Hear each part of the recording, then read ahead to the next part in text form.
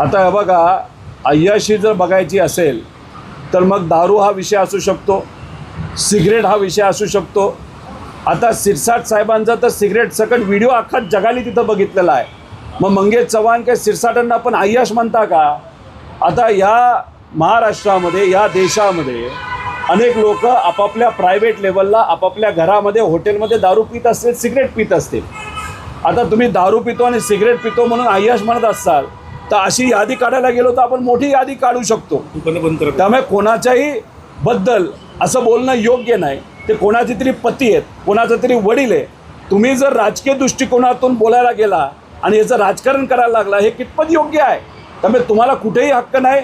ते राजकारणात असले असते तर मंगेश चव्हाण त्यांच्याबद्दल बोलत असतील तर आम्ही मान्य करतो.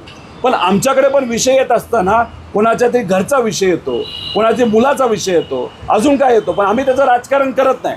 म्हणजे भाजपला कुठं ना कुठंतरी इथं राजकारणच फक्त करायचं असा भूमिका ही पूर्णपणे स्पष्ट होते असं आम्हाला सगळ्यांना वाटतं. कोकेन, गांजा आणि ड्रग्ज सापडलं, त्याचं काय? आता ते कोणाकडे सापडलं, कोणाच्या पर्समध्ये सापडलं, त्या महिला कोणाच्या परिचयाच्या होत्या, कारण का ज्याचा वाढदिवस होता त्या व्यक्तीने कोणाकोणाला बोलवलं होतं, ते फक्त प्रांजलला बोलवलं होतं का इतर लोकांना बोलवलं होतं? आता प्रांजलला फक्त एकट्याला बोलवलं असतं तर प्रांजलच दिसले असते, पण ह्या 4-5 लोक होते, ते कोण होते, कोणाची ओळख होती, हे कुठेतरी इन्व्हेस्टिगेशनमधून पुढं आपल्याला कळेल.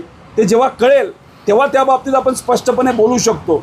आता उद्या जाऊन एखादा व्यक्ती इथं आला आणि कमरेला बंदूक लावून आला आणि मग उद्या आमच्याबरोबर फोटो काढला आणि जाऊन बाहेर तर कोणाला मारलं तर आम्ही जबाबदार, असं जर तुम्ही म्हणणार असाल ते योग्य ठरणार नाही असं आमचं त्या ठिकाणी मत आहे.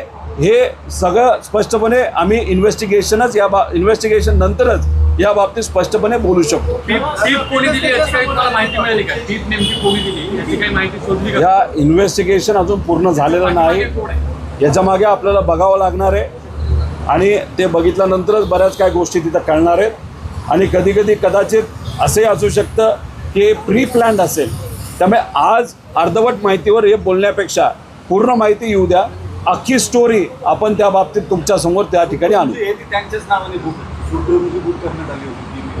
आता माझ्या एखाद्या मित्राचा वाढदिवस, जर त्या ठिकाणी तो मित्र म्हणला या रूममध्ये तिथं घ्या, तर रूममध्ये हॉटेलला घ्या आणि मी ती बुक केली, पण त्या मित्राला अजून 4 लोकांना बोलवलं तर हे अजून स्पष्ट झालं नाही ते कुणी कोणाला बोलवलं होतं. ते इन्व्हेस्टिगेशनच्या माध्यमातूनच स्पष्ट तिथं होईल. मित्राचा वाढदिवस होता, मित्राची पार्टी होती, हे मात्र स्पष्ट कुठंतरी झालेलं आहे असं आम्हाला समजतं.